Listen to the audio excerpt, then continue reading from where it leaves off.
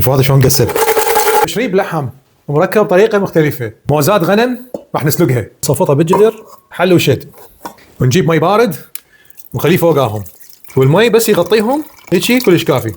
ننزله بالقاعده ونسد عليه وبجدر الضغط 45 دقيقه. سطل عماله وزيت وزبد للنكهه، وعلى النار يا حلو. وندوب الزبد وننزل كوم وبصل، 5 بصلايات هنا. بتيته مقطعه ديسكات هيجي، راح اخليهم هيجي بايركس وقبل بالمايكرويف 10 دقائق. وروح يا حلو. البصل صار ذهبي، ننزل 5 طماطايات عليه ونحمس بعد. ورا ما نحمس الطماطم ننزل البوتيتو، طلعناها من المايكرويف ونفوط على كيفنا.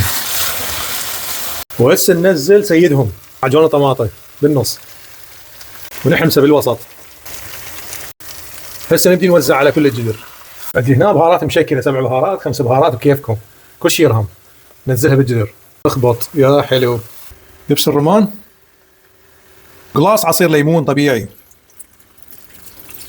نخم طعال خفيف هيجي شويه وننصر النار. جدريه عملاقه، زيت. عندي هنا خبز مهندس ومقطع بطريقه حلوه، تدفع على نفسها هيجي لوله نسوي. وهاي كل زين. اول وحده نشوفها بعوده مال اسنان حتى تحافظ على شكلها بالجدر، ونخليها هيك. خليتها بالطول، مره هم تبهدلتني فقلت خليت فيها سوي مثل الدولمه. هسه ناخذ على نار هذا نخليه حتى يحمص من جوا. وروح يا حلو. هذا جاهز ونفتحها. واو. نشيل الموزات ونخليها هنا. هسه نوزع الخليط شويه فوقها هيك، نلوثه نقلبه بدون ما نكسره. نخلي عليه مي لحم شويه،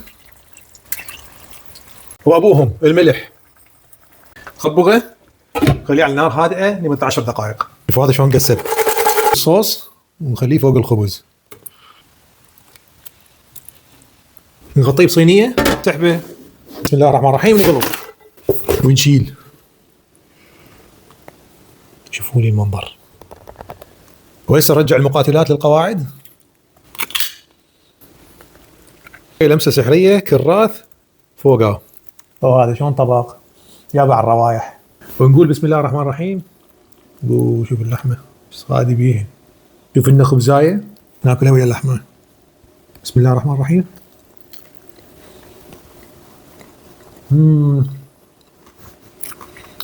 هذا الطعم صار لي 20 سنه يمكن ما ضايقه. كلش طيب، طعم خيالي ومكانكم خالي.